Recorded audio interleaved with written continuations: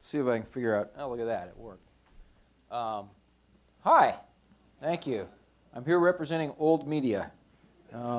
So pardon me the Old Media props. In 2006, I did a film called Holly. It was about a 12-year-old girl who was trying to escape from sex slavery. There are about 4.5 million women and girls that are in that predicament. This was a story about one of them. I think we have a trailer of it so we can give you a little bit of context. So I think you hit the triangle for play. There are over 60,000 child prostitutes in Cambodia. Well, I wasn't trying to help 60,000 girls. I was trying to help one. What's your name? Holly. My name's Patrick. No girl, okay? Just room. You want some help with that? Okay. Just let me help you, all right?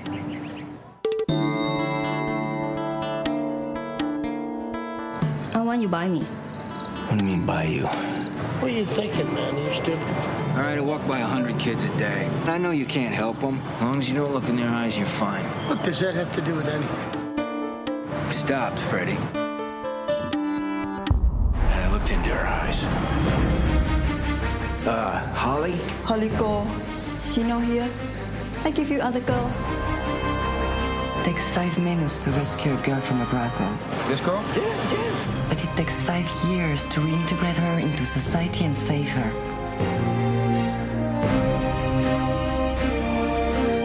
You've been here too long. These ain't your people. I want to take her back with me. They're gonna kill you, Patrick. Go home. Wait a minute, just wait a second.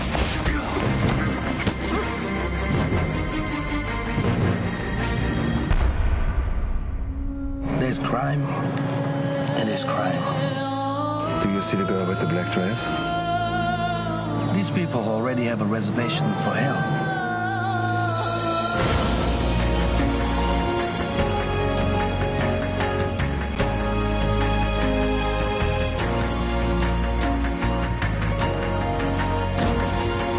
You only get one life. So you gotta try and make the most of it.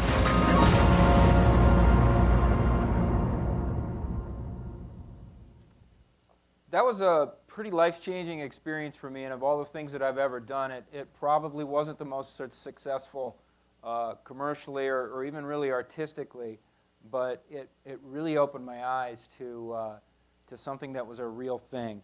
In the course of promoting the film, I had the very good fortune to meet an extraordinary woman by the name of Somali Mom. Now, Somali Mom is, among other things, she's a recipient of the World's Children's Prize. She's a CNN hero. She's a Time Magazine 100 Most Influential People, Glamour's Woman of the Year, and she's a personal friend of mine. But 30 years ago, she was none of those things. She was a frightened 12-year-old girl who had been sold into sex slavery by a man who was posing as her grandfather. And the story of how she got from there to here is truly an extraordinary one. And if you ever have a moment, I recommend that you get her book. It's called The Road to Lost Innocence. It's available in new media format via Barnes & Noble ebook, and by old media format via Amazon, or you can go to somali.org and order it. And it's really, really, besides being harrowing, it's really uplifting. I'm going to give you the lightning version of it. The first thing that happened was she believed that escape was possible and that she deserved it. The second thing that happened was she came across one person who was willing to help give her a chance to get out and start a new life, and she was brave enough to take that chance.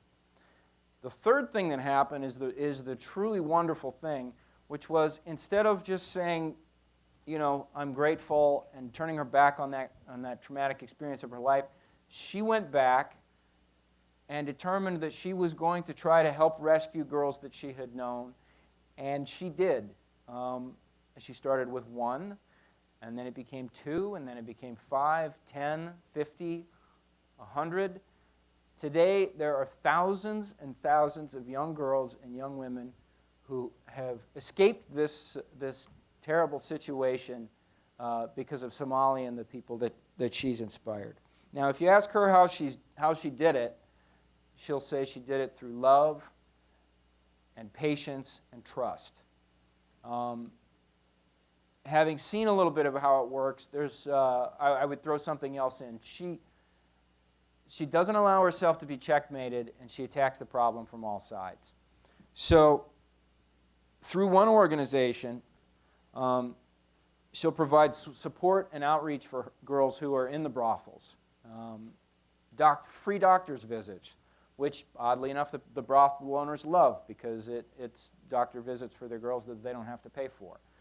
She'll provide them with condoms, which the brothel owners don't bother to provide them with. She also provides them with stories of hope about other girls who got out, and it lays a framework, a foundation of trust, so that down the line, they know who she is, they know that she stands for something good in their lives.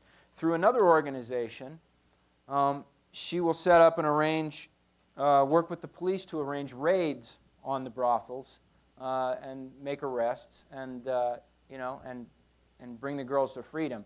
Now that would be the end of the Hollywood version, but in real life that's actually where it just begins, because now you have girls and young women who need a place to stay, they need food, they need medical care, psychological care, education. And the Somali Mom Foundation, which was started several years ago in conjunction with AFASEEP, which was another foundation and organization that she started, addresses all of these things.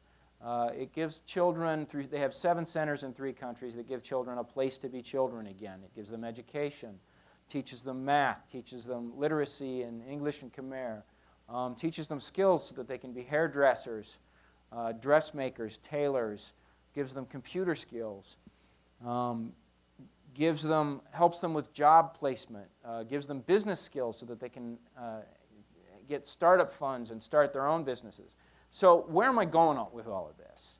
Now, if we were going with the old model, I would be going to a place of saying, please give money. And we would have all known that 15 minutes ago, and we would be ready for it, and we would go, okay, well, how am I going to get out of here without giving any money? Or how much money do I have to give to be able to get out of here honorably? What's extraordinary about this moment is that in 2006, to get this story out, I had to go to Cambodia and pretend to be a guy in the middle of this thing with a young girl who was pretending to be a young girl in the middle of this thing, and some other actors pretending to be characters in it, and recreate the story. We don't have to do that now. We can take the story and bring it directly to people who are interested. This is something that's amazing about Somali. She has 400,000 Twitter followers. She has an enormous presence on Facebook. She has the support of Queen Sofia of Spain and Hillary Clinton. Everywhere we went with this movie, people who didn't really, either they liked the movie or they didn't, they were floored by the story, and they were like, here's my information, how can I help? What can I do to help? And our answer was a lot of times, oh, that's fantastic, we don't know. We're going to take your name, we're going to take your information, we've got a way to contact you, we don't know what to do with you. Well, we're starting to get a little bit better with that. And it's going beyond just the standard things of give us money, find us donors, find us corporate donors. With things like crowdfunding, we are able to do those things a little better. It's one, if I asked you who here, first of all, who here thinks this is not a good cause and that children enslaved in prostitution is a good thing? Okay, so it's not like Obamacare where we're half for it and half against it. It's pretty much, all right, it's pretty much we're there. If I said who was willing to stand up and commit or have their company commit $5,000 for this today and talk to Amy here, how many hands would I get raised? That's tougher. That's a tough jump to make. With crowdfunding, we could say, what if it's $5? What if it's $5 and you don't have to talk to anybody? You can just text such and such to such and such, $5, you know? We would do okay, and we do okay. We do, there's a supporter who did a jump, a skydiving thing. She raised $100,000 through crowdfunding. But we're all of a sudden looking to do some much bigger things. Estee Lauder signed on, and we're really excited about this, to open a salon in Siem Reap, a high-end salon where they're going to train some of the girls in cosmetology and hairstyling. It's basically a way of, now we're leveraging the power of Estee Lauder to get their message out on the corporate side. They're going to take beautiful pictures of it. They're going to run ads and tell us about what the story is, because it's good for their brand. Because their brand joined with our brand, it helps bring click-through. People want to go, oh, what's that? That's a heartwarming story. I want to be a part of that. Meanwhile, on this side, when you go to, when Somali has to go to a brothel and a girl looks at her and says, yeah, but if I leave here, what am I ever going to do? Who's going to want me? Who's going to think I'm good enough to ever be something? Where will there be a place for me? She can say, she can point to the Estee Lauder salon in Siem Reap, where the fanciest tourists go to get their hair done, and girls that this very girl knows now work there because they've got a new place to start their lives. So the short answer, I guess, to where does new media come into all of this is, it's you tell me. You know, you tell me. We have some ideas. This is a tie that was made for me by the girls who, some of the skills they learn are weaving and pattern making. This is available at a couple of stores in Cambodia and on a website, Somali.org. If you would like to buy one, you can go buy it there. It's a beautiful tie. Now, here's the thing. If I didn't tell you that, how would you know? There should be a better way that we could know. There should be a way that this could be registered for, that groomsmen could just give these as gifts, or grooms could give these as gifts to their groomsmen and then never have to think about it again. And it's deductible. We should be able to have a program where young American designers, up-and-coming designers, can, without ever having to fly over there, can just teleconference, come up with designs that the girls can make, and we can sell them here in the States. Here are some of the things that we know that we need. We need help with web design. We need help with graphic design and some programming. Some database help would be wonderful so that we can keep track of all the legal cases involving survivors, know where they are and follow. We could use tablets. We could use some help with training people how to use to make PSAs in the local language, using local celebrities to get the message out. We have there's a program called Voices for Change that does a wonderful thing. It identifies leaders among the girls and it trains them in public speaking, which is very therapeutic for them. It teaches them to get up here, and I wish they were here now, and tell their stories directly. But it also empowers them to become part of the solution, because now they can go out and become a part of grassroots organizing where they live. There was a program where, I can't believe no one ever thought of it, but they would take a couple of the girls who were survivors and they would take them to police precincts. You know, police precincts in Cambodia are a tricky thing because they're not necessarily a place where these girls can count on getting help. Oftentimes, the chief of police is a silent partner in the biggest brothel in town.